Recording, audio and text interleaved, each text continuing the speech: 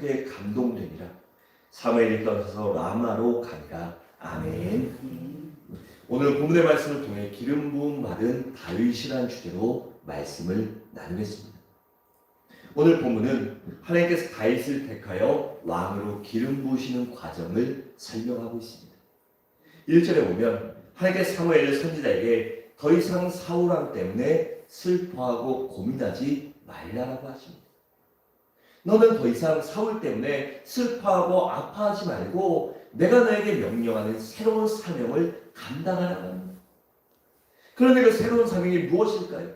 바로 베들레헴에 가서 이새의 아들 중 한 사람을 택하여 사울 대신 왕으로 세우라는 것입니다. 여러분, 이처럼 우리 그리스도인들은 하나님의 말씀에 철저히 순종할 줄 알아야 합니다. 사울은 하나님의 말씀을 듣지 않고 하나님의 말씀을 자기 멋대로 해석하고 자기가 좋은 것만 선택하고 마음대로 순종했다고 합니다. 그 거짓 순종을 함으로 하나님을 기만함으로 인하여 사울은 하나님께 버림받았어요. 하지만 사무엘 선지자는 하나님의 말씀에 순종합니다. 지금 사무엘은 1절에 있는 것처럼 지금 사울 때문에 마음이 괴롭고 고통스럽고 착잡했습니다. 그런데 하나님께서 그를 버리고 새로운 왕을 세우라고 하자 하나님의 말씀에 철저히 순종합니다. 이처럼 우리 그리스도인들도 때로는 살다 보면 하나님의 말씀이 내 생각과 맞지 않을 때도 있습니다.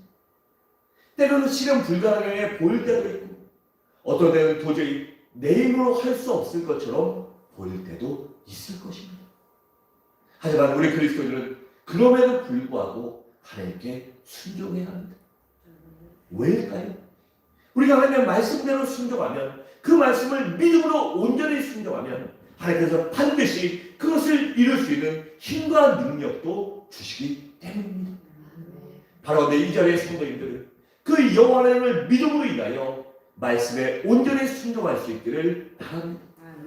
또 2절에 보면 하나님의 명령을 받은 사무엘이 두려워합니다. 왜냐하면 사무엘이 명령에 순종하기 위하여 라마를 떠나 남쪽에 있는 베들레헴까지 가야 하는데 가는 길에 사울이 살고 있는 기드온을 지나가야 했습니다. 그뿐만이 아니에요. 사울은 온 백성들이 다 아는 유명인이었습니다. 한마디로 스타였어요. 그래서 사무엘이 지나가면 누구라도 알아볼 수 있었어요. 그럼 사무엘이 가면 그 소문이 당연히 사울에게 들어갈 것이에요. 그런데 만약에 사무엘이 자신이 아닌 다른 사람을 왕으로 세우러 간다는 소문이 들리면 반드시 사울이 나를 죽일 겁니다. 그럼 나뿐만 아니라 아마 이새의 가족들도 어떠한 죄를 물어서 숙청하고 말 것이에요. 그러니 그런 마음을 갖고 사무엘이 두려워했습니다. 그런데 사무엘이 그런 걱정과 근심을 하자 그때 하나님께서 사무엘에게 그 문제에 대한 해결책을 제시해 주십니다. 그것이 무엇이죠? 바로 내가 베들레헴에 갈 때 암송아지를 끌고 가고 누가 묻거든 제사하러 베들레헴에 간다라고 답변하라는 것입니다. 여러분, 이 하나님의 말씀을 보고 혹자는 그럴 거예요. 왜 거룩하시고 진실하신 공의로우신 하나님이 왜 주의 종에게 거짓말을 시키냐?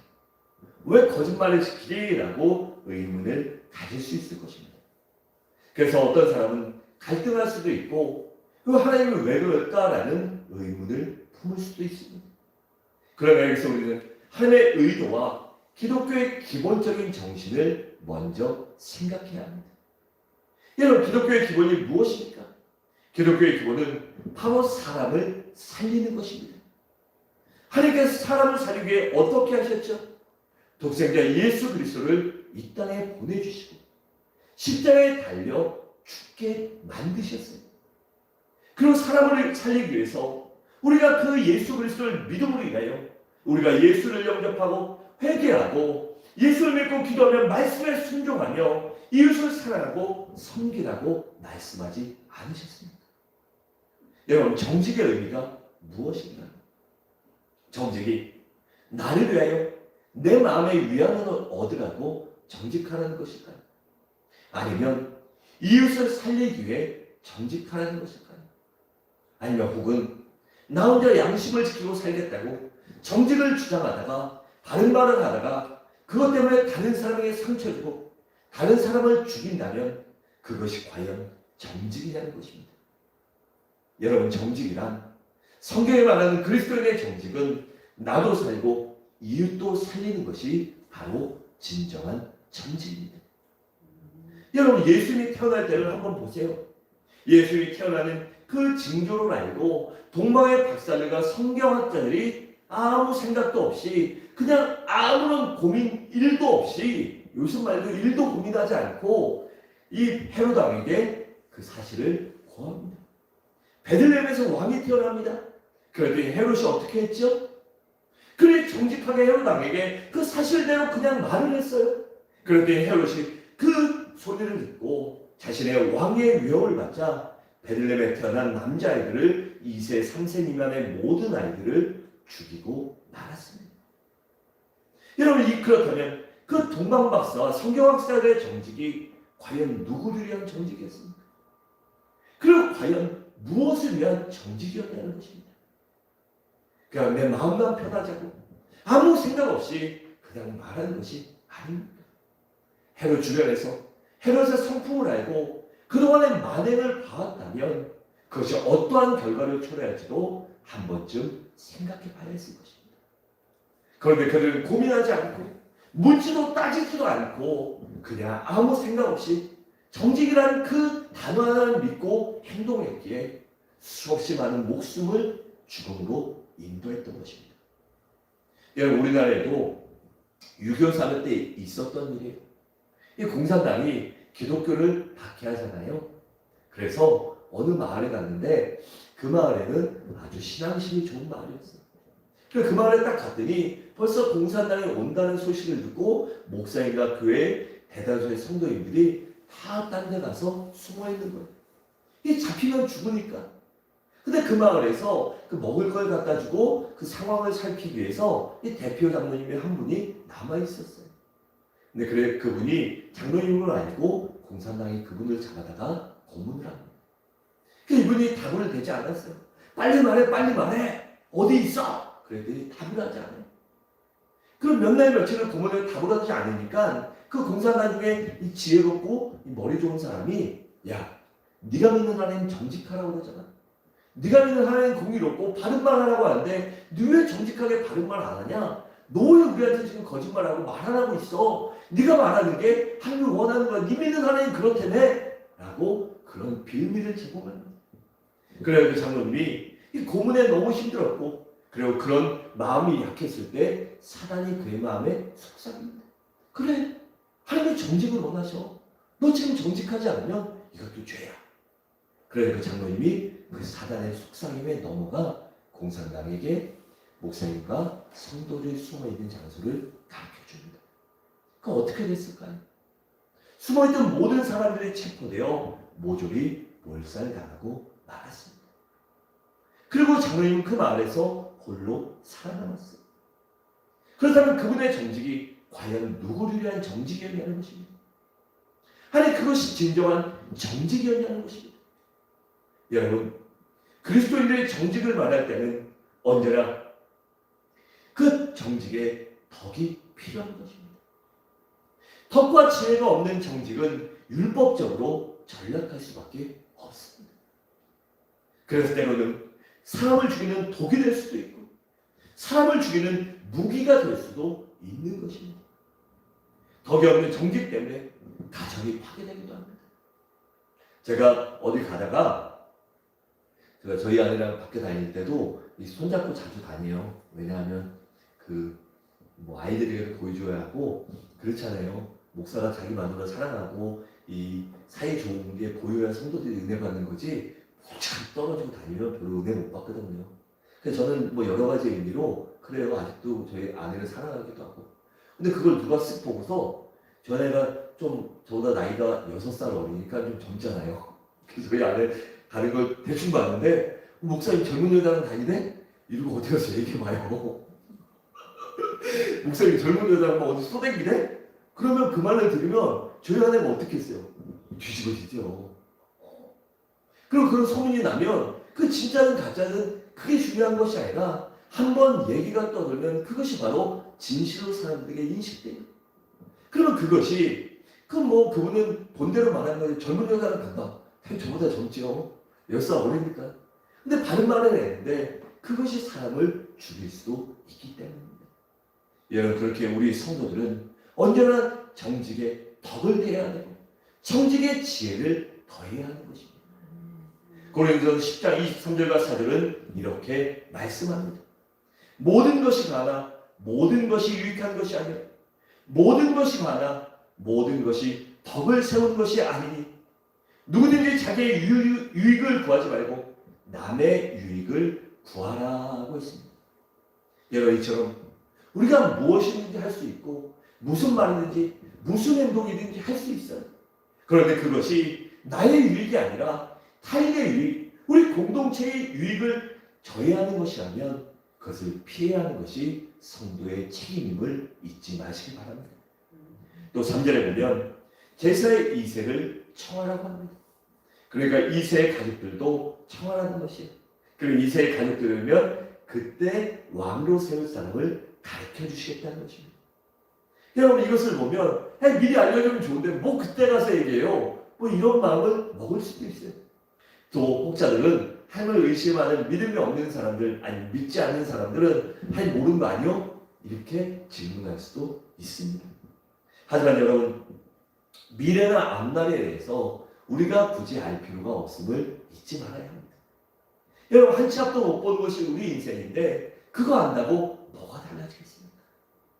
그러면 그것을 안다고 우리 앞에 무슨 유익이 얼마냐 있느냐는 것입니다. 여러분, 우리가 믿음으로 믿기만 하면 주님께서 그때마다 우리 앞길을 인도하여 주실 것입니다. 우리가 믿음으로 믿기만 하면 하나님의 합력하여 선을 이루게 해주실 거예요. 또 우리가 믿음으로 믿기만 하면 하나님께서 반드시 우리의 인생을 아름다운 길로 인도하여 주실 것입니다. 그렇게 우리는 그 미래를 궁금하거나 걱정할 필요가 없이 단지 주께 기도하고 하나님을 믿는 온전한 믿음만이 있으면 되는 것입니다. 시편 37편 4절은 이렇게 말씀합니다. 여호와를 기뻐하라. 그 안에 마음의 소원을 내게 이루어 주시리라 하고 있습니다. 하나님을 기뻐할 때, 즉 하나님의 말씀을 믿고 하나님을 의지하고 하나님만 바라보며 기쁨과 감사함으로 살아갈 때 하나님의 우리의 마음의 소원까지도 이루어 주신다는 것입니다. 여러분, 사람은 내가 무엇을 원하는지 모를 때도 많이 있습니다. 내가 진정 무엇을 원하는지, 내 삶에 무엇이 필요한지 모를 때가 많아요. 하지만 우리가 하나님을 의지하면 내 마음에 있는 소원, 내 삶의 근본적인 궁극적인 소원도 하나님이 이루어주심을 믿으시기 바랍니다. 우리 마태복음 6장 33절과 4절을 함께 읽도록 하겠습니다. 시작. 너희는 먼저 그의 나라와 그의 의를 구하라. 그리하면 이 모든 것을 너희에게 더하시리라. 그러므로 내일 일을 위하여 염려하지 말라. 내일 일은 내일이 염려할 것이요 한 날의 괴로움은 그날로 족하니라. 아멘. 그러게 내일을 걱정하지 말고 오늘 내게 주신 삶 가운데 감사하며 기쁨으로 살아가는 여러분들 되시기 바랍니다. 그리고 하나님께서는 사무엘 선지자에게 나를 위하여 기름을 부으라고 하십니다. 여러분, 구약 성경을 보면 하나님께서 기름 부어 세운 사람이 누구지요? 이 세 종류의 직분에 기름을 세웠어요. 바로 제사장과 선지자와 왕입니다. 여러분, 기름 부음 받는 것이 무엇을 의미할까요? 그것은 하나님께서 특별히 택하신 사람, 하나님께서 특별히 그를 세우셨다는 것을 의미합니다. 그래서 기름 부음 받은 사람을 가리켜 뭐라고 그러죠? 주의 종이라고 그렇게 표현하는 것입니다. 그렇게 기름 부음 받은 사람은 주님만을 바라보고 의지하며 주님 뜻에 순종하며 살아야 하는 것입니다. 또 4절과 5절에 보면 사무엘이 베들레헴에 이르자 이 베들레헴의 장로들이 나와서 떨며 걱정하며 그를 영접합니다. 그러면서 뭐라고 묻습니까? 사무엘 선지자여, 평강을 위해 오셨나이까? 아니면 심판의 말씀을 가지고 오셨습니까? 라고 그렇게 묻습니다. 왜냐하면 그때 당시에 사무엘이 하나님의 영이 충만했기에 사무엘이 하나님의 말씀을 대언해서 그의 말씀이 하나님의 말씀처럼 여겨졌기 때문입니다. 그래 그들은 사무엘을 통해 사울을 왕으로 세우는 것도 보았고 버리는 것도 보았기 때문입니다. 그때 사무엘이 평강을 위하여 왔노라고 하시며 내가 하나님께 제사 드리러 왔다라고 그렇게 말합니다. 그럼 그들에게 무엇을 요구합니까?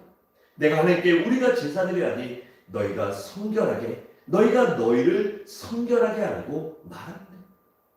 여러분 하나님께 예배 드릴 때 선행되어야 하는 것이 무엇일까요? 바로 성결입니다. 그러면 성결하게 우리가 무엇을 해야 할까요? 바로 우리의 죄를 회개해야 합니다. 왜냐하면 죄는 하나님과 우리의 사이를 멀어지게 하고 하나님과 우리 사이에 가로막는 담이 되기 때문이에요.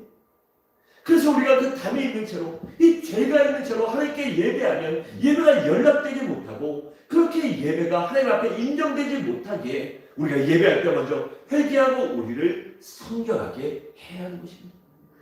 그래서 구원의 조건도 바로 성결인 것입니다. 그리고 회개인 것입니다. 마태복음 3장 1절과 2절에 보면 이렇게 말합니다. 그때 침례 요한이 이르러 유대 광야에 전파하여 말하되 회개하라 천국이 가까이 왔느니라 라고 했습니다.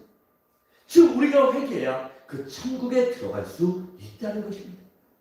또 마태복음 4장 17절에 보면 이때부터 예수께서 비로소 전파하여 이르시되 회개하라 천국이 가까이 왔느니라 하시더라 라고 했습니다. 우리 주님께서도 우리가 천국에 갈 수 있는 조건이 바로 회개하고 나를 성별하게 하는 것임을 그것을 말씀하신 것입니다. 그리고 또한 예배의 조건도 바로 성결과 회개입니다. 이사야 57장 15절에 보면 이렇게 말씀합니다. 지극히 존귀하며 영원히 구하시며 거룩하다 이름하시는 이가 이와 같이 말씀하시되 내가 높고 거룩한 곳에 있으며 또한 통회하고 마음이 겸손한 자와 함께 있나니 이는 겸손한 자의 영을 소생시키며 통회하는 자의 마음을 소생시키려 함이라고 했습니다. 즉 이렇게 통회하고 회개하는 마음이 있을 때 우리가 하나님 앞에 온전히 예배할 수 있기 때문입니다. 그리고 또한 기도의 조건도 회개입니다. 우리 이사야 59장 1절과 2절을 함께 읽도록 하겠습니다. 시작. 여호와의 손이 짧아 구원하지 못하심도 아니요 귀가 둔하여 듣지 못하심도 아니라 오직 너의 죄악이 너희와 너희 하나님 사이를 가나하고 너희 죄가 그의 얼굴을 가리어서 너희에게서 듣지 않으시게 함이니라. 아멘. 이처럼 우리가 기도가 응답을 막는 것도 바로 죄임을 잊지 마시기 바랍니다. 그러니까 우리가 응답받고 싶다면 먼저 회개하며 우리의 막힌 담을 허는 여러분 되시기 바랍니다.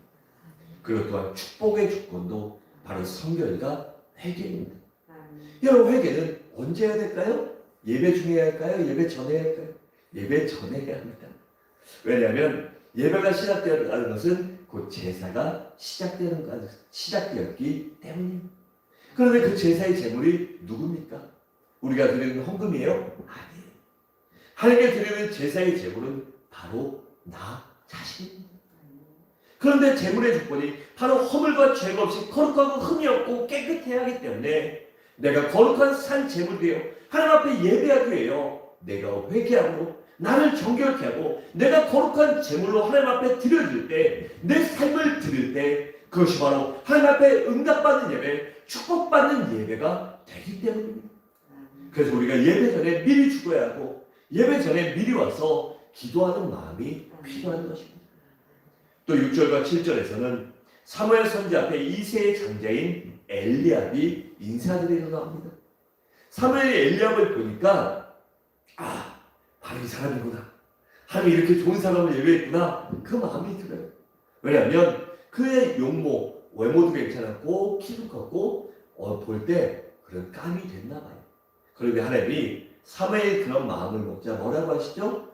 용모와 신장을 보지 마. 사람을 보나 나는 중심을 보신다고 그렇게 말씀하십니다.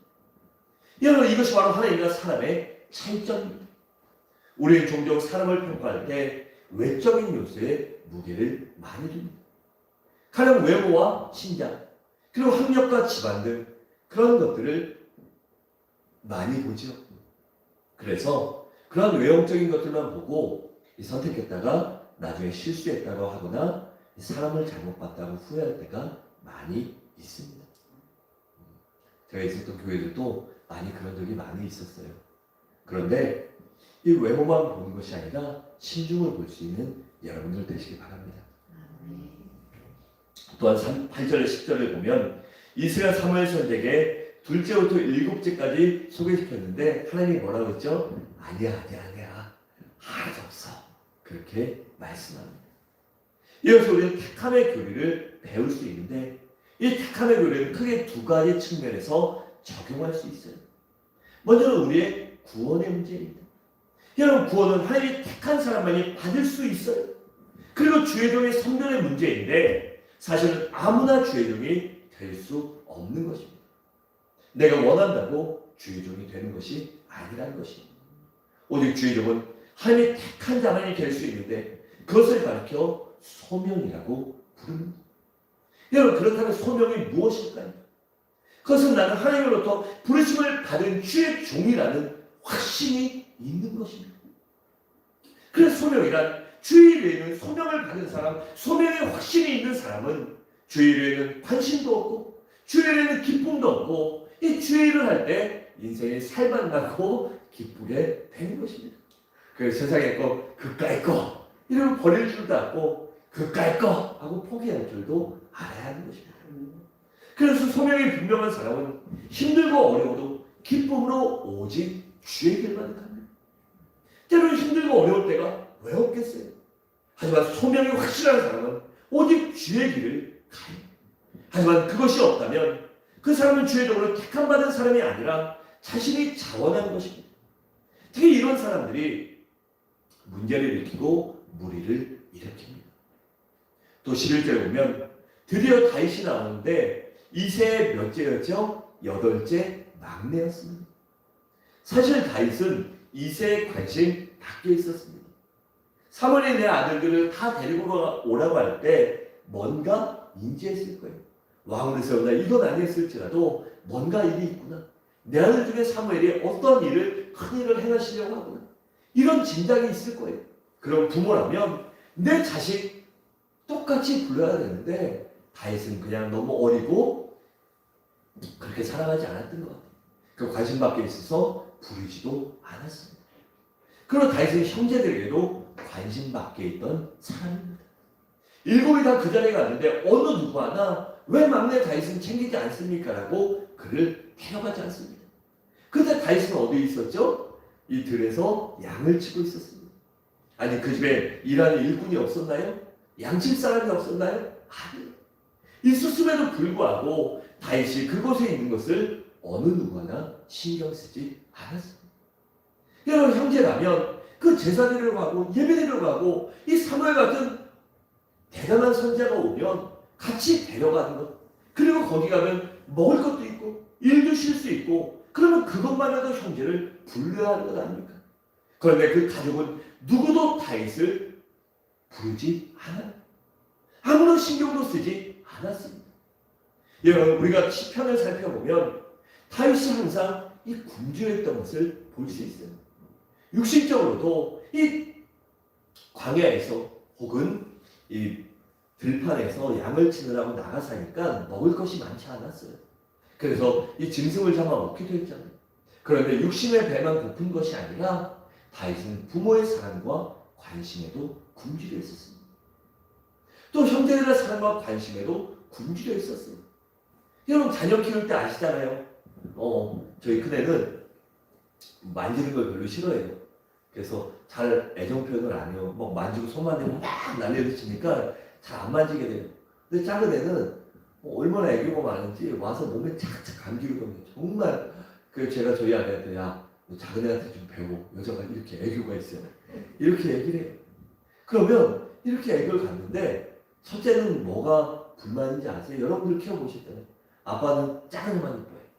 막내만 이뻐해. 그리고 작은 애는 뭐죠? 아빠는 형 하나 뭐 사줘. 그렇잖아요. 형이 뜨고 물려입으니까. 그럼 이처럼 누구나 그런 마음이 있어요.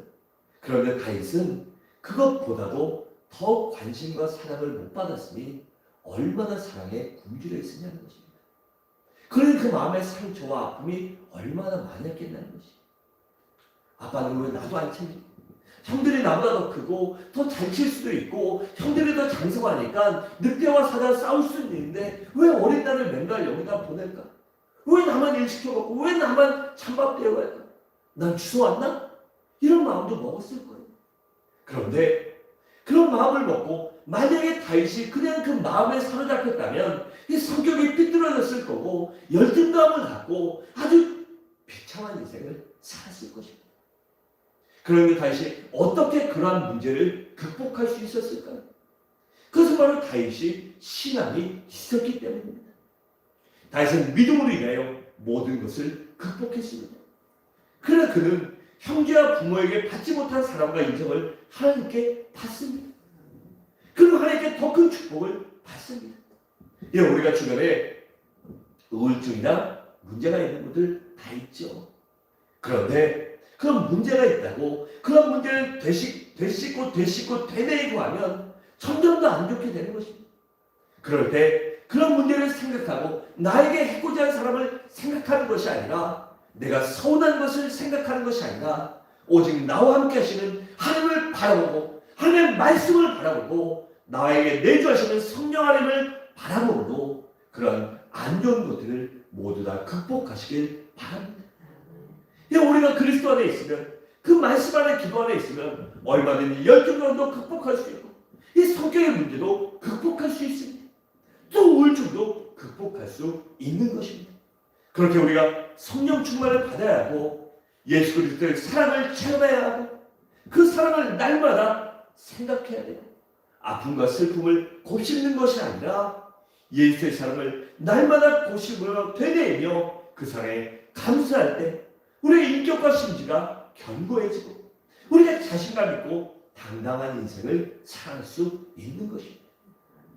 고린도서 17절에 보면 이렇게 말씀합니다.